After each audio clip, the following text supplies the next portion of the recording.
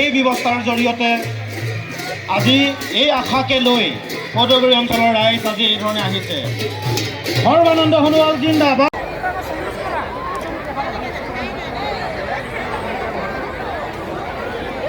পাগুৰিটো যাতে আমাৰ প্ৰিয় নেতাগৰাকীক পাগুৰিটো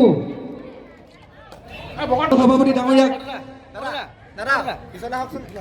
এটা মৰাণ জনগোষ্ঠীৰ পাগুৰি আমি আজি এই মঞ্চলৈ আমি আদৰণি জনাব বিচাৰিছো।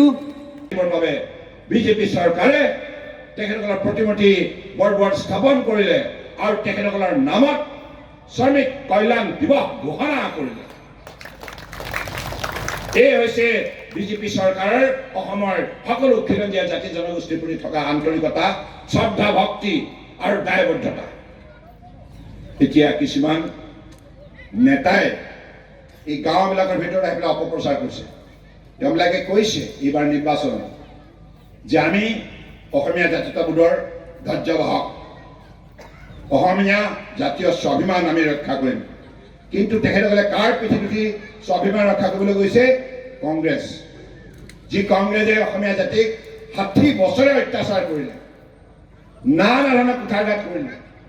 অসমীয়া জাতি যদি পিছ পৰি থাকিব লগা হ'ল কেৱল কংগ্ৰেছৰ অপশাসন, দুৰ্নীতি, ভ্ৰষ্টাচাৰ, বিভাজন নীতি, বৈষম্য নীতি আৰু পৰিয়াল কেন্দ্ৰিক ৰাজনীতি, যাৰ ফলত অসমীয়া সমাজ বহুত পিছ পৰি চাব লগা হ'ল।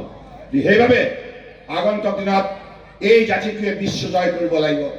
স্বৰ্গদেউ চাওলুং চুকাফাৰ আদৰ্শৰে সকলো জাতি জনগোষ্ঠীক লগত লৈ বৰ অসমৰ এই শক্তিশালী জাতিটোৱে নিশ্চিতভাৱে বিশ্ব জয় কৰিব লগা হ'লে বীৰ লাচিত বীৰশিলাৰ আদৰ্শৰে, ৰাঘৱ মৰাণৰ আদৰ্শৰে, সৰ্বানন্দ সিংহৰ আদৰ্শৰে আমি উঠি অহা প্ৰজন্মক সুশিক্ষিত কৰি তেখেতসকলৰ বীৰত্ব বৃদ্ধি কৰি আমি নিশ্চিতভাৱে আমাৰ শক্তি প্ৰদৰ্শন কৰিব লাগিব।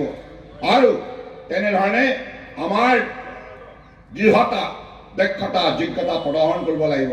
গতিকে মোদী ডাঙৰীয়াই আন্তৰিকতাৰে বিচাৰে বিজেপি চৰকাৰ এইবাৰ যিখন গঠন হ'ব, এইখন চৰকাৰত গঠন প্ৰক্ৰিয়াত আপোনালোক সহায় কৰক।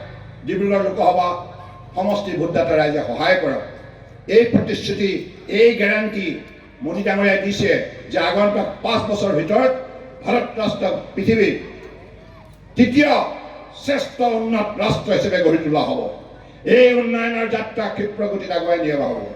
এই উন্নয়নৰ যাত্ৰাত আমিও এই কৌদগুৰি অঞ্চলৰ ৰাইজেও আমি সমভাগী হ'ব লাগিব, সহযাত্ৰী হ'ব লাগিব, যাতে আমাৰ উঠি অহা প্ৰজন্মৰ সুশিক্ষা গ্ৰহণ কৰি শক্তিশালী ব্যক্তিৰ অধিকাৰী হৈ আগন্তুক দিনত মৰ্যাদা সহকাৰে সংস্থাপিত হ'ব পাৰে আৰু নিজৰ পৰিয়ালটো উন্নয়নৰ ক্ষেত্ৰত অধিক গুৰুত্বপূৰ্ণ অৰিহণা আগবঢ়াব পাৰে।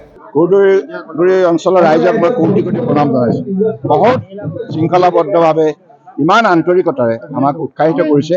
সঁচাই মোৰ কোনো শব্দ নাই তেখেতসকলক প্ৰশংসা কৰা। মই কেৱল তেখেতসকলক কোটি কোটি প্ৰণাম জনাইছোঁ। সকলোৰে চৰণত মূৰ ধুৱাই আশীৰ্বাদ বিচাৰিছোঁ আৰু মোৰ দৃঢ় বিশ্বাস কৌদগুৰি অঞ্চলৰ ৰাইজে এইবাৰ অধিক প্ৰগতিৰ বাবে, ৰাজ্যৰ উন্নয়নৰ বাবে নিশ্চিতভাৱে ভাৰতীয় জনতা পাৰ্টীক আঁকোৱালি ল'ব। আন্তৰিকতা।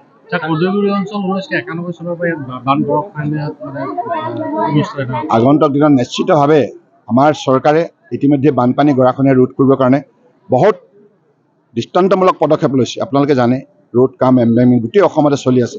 প্ৰতিটো অঞ্চলক এই সমস্যাৰ পৰিত্ৰাণ দিয়া হ'ব।